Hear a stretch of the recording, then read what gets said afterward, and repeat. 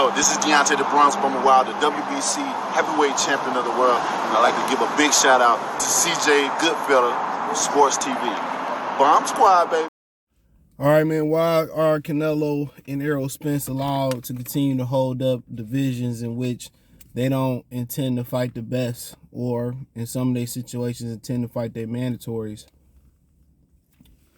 Let's speak on it. Thumbs up the video, share the video, subscribe to the channel, next subscribe button, it's the bell icon button. Hit all notifications, increase your chance to get notifications. We go live or drop a video. And yeah, like Canelo Alvarez, for one, he gonna have a tune-up versus John Ryder, and I guess that's gonna consolidate the WBA belt finally, and the regular WBA belt probably is going to be removed. I think he might be the regular WBA, but let's just say, okay, whatever, he got to defend his 68 belts versus Triple G, who ain't never been a contender at the weight class, right? He got the, matter of fact, rewind, he got the win the belts versus, he got to win 2 belts versus Callum Smith. Thanks to Benavidez losing his belt on the scale, I believe it was. And then they just said, well, you can fight for 2 belts at once. You can fight for the WBC or the WBA. But we can't never get them to work together, any sanctioned belt body to work together when it benefits what we want to see, like Terrence Crawford. They can work together for Lomachenko, and they can say, well, Lomachenko could fight. He can already have a title, and he can fight for another vacant title. Come on, man. It just let you know it's all about payola. So then again, Canelo Alvarez was allowed to fight for 2 belts, 2 vacant belts off rip. That's 2, right? Then he was allowed, when he fought Billy Joe Saunders, to fight another. Then when he fought Caleb Plant, then they called one of them fights a mandatory defense. I think they said something about him defending the WBO was a mandatory. That's why Andre really ain't go through with Zach Parker. So when he fought I don't know who it was. He fought somebody and they said, well, that's considered a WBO mandatory, I believe. So at the end of the day, people say, well, Canelo, nobody trying to hear that. And then you got Errol Spence, who going up to 54, where people like Tony Harrison don't believe he going to come back down, where people like Jerron Ennis and Virgil Ortiz know he not going to come back down. They going to get a vacant belt. You know what I'm saying? And why deny them an opportunity at being world champion? Just drop the belt, campaign at 54, and move on. That's what it is. The Crawford fight ain't happening. It never was going to happen. It never was in Errol Spence plan to fight Terrence Crawford. So that's my problem. That's my problem, bro. Like, why are y'all holding up the like with Canelo Alvarez? Why have every belt at 168 pounds? What does it continue to mean for you to have every belt? You defended it versus Triple G. Why? Why deny, Plan Benavidez an opportunity to fight for a real belt? You're not gonna fight the winner. They gotta upgrade you to franchise with some bullshit. So Canelo Alvarez get to hold the 168-pound division hostage for a whole year. He gonna fight John Ryder, then he gonna come back and fight Bivol at 75. A whole year go by, and the whole division is held hostage by Canelo Alvarez. For what? You can pick a belt, you can keep the lineal belt, you can pick a belt and defend it. Why do you need to defend all the belts? Why do you need to hold all the belts? It's more sanctioned than belt body fees. It just don't make no sense. And people say from a politics standpoint of view, that means everything going through Eddie Hearn and going through Matchroom, everything with Errol Spence going through Al Heyman and going through PBC so they can put their ducks in a row to get the belts and all that. Al Heyman had controlled the 147-pound division long enough, going back to Floyd Mayweather. He didn't control the division long enough. What else do he didn't do nothing with it. The pinnacle of Errol Spence's career was Sean Porter or, unifying 3 belts versus Dennis Ugas. That's the pinnacle of Al Heyman at 147 pounds. That's the pinnacle. You want to say Pacquiao Mayweather, so be it. But post that, the pinnacle was Errol Spence or Dennis Ugas or Errol Spence and Sean Porter.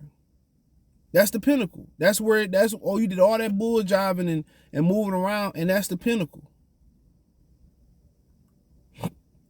Come on, you really not nothing to Jerron Ennis. He's just an affiliate by network. You know? So now, Steonis get knocked off. Probably get knocked out by Virgil. Virgil get the WO. Jerron get the W, the IBF. And what you gonna do? Keith Thurman, he probably can't come back down 147 pounds. So Danny Garcia gone, Sean Porter gone. Who do you put in position for the 147-pound belt? And with Dennis Ugas, it's just a matter of time that somebody break his face again. He's fucking finished. He was never really, nothing but a gatekeeper. So now the division about to turn over, and you don't have no horses to take over. Who, Jesus Ramos? Fuck out of here. Who do we got to really take over? Because Deron Ennis ain't his fighter. So who he got to hold down the fort? Who he gonna put in position? Robert Jr. got shot in the leg. He still ain't seen him at 40 again. Or he got shot somewhere, not sure. At 40, who he got to bring up to be a 47-pound champion? Nobody. He don't have Adrian Broner no more. Barrios ain't gonna hold shit down. So now you might see Josh Taylor move up. You might see Regis move up. Now you're going to see a new injection into the welterweight division. So at the end of the day, all Earl doing, he holding it up. See how I feel at 54. He holding it up for just to be spiteful, bro. And just for Al Heyman to try to get his ducks in order. His political, ain't nobody gonna hold shit down for you down there. You had your day, your time.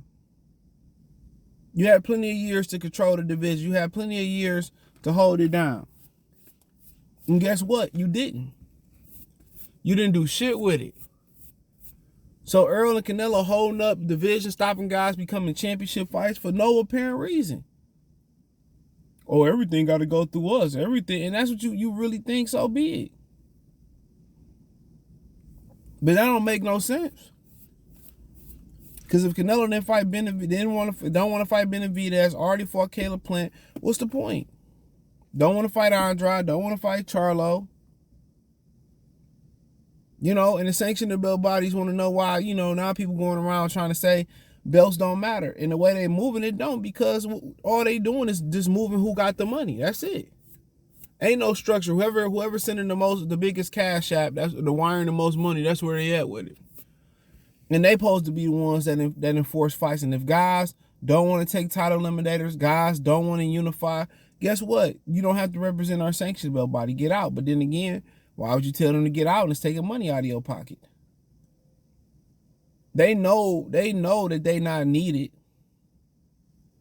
They know it's not a requirement to be around, and they moving like it.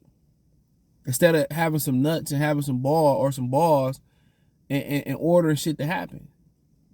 They know just like everybody else, the promoters are the ones that fill their pockets and put their kids through college and fund their lifestyle. So of course they never gonna stud up and be like, oh man, we gonna, like they did with Canelo. They took a hard stance with Canelo. What they do? Eventually come back in bed Canelo. They eventually came right back in bed Canelo Alvarez. So ain't nothing else to see there. Ain't nothing else to see. But they holding up people's dreams and shit. They holding up potential super fights. They holding up potential unifications. They holding up guys that can be in position to do something. And that's messed up. That's messed up. Some of these dudes got she had their opportunity. She had to wait around. They should have got their opportunity in the ring. Some of these dudes should have got their opportunity in the ring like everybody else. And they deny them.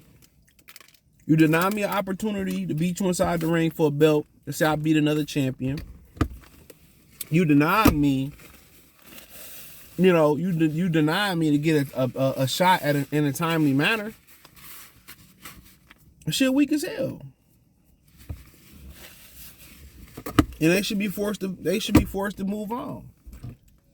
Why he get a chance just to fill out 54, and why Canelo get to fluctuate between 68 and 75? Hey, if you want to go be a light fucking heavyweight, go be a light heavyweight and let the division move on.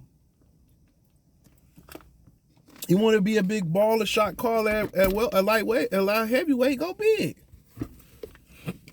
Errol Spence, if you don't want to make 47 no more, arguing hard to make 47. Go up to 54 and be a big baller and a shot caller up there.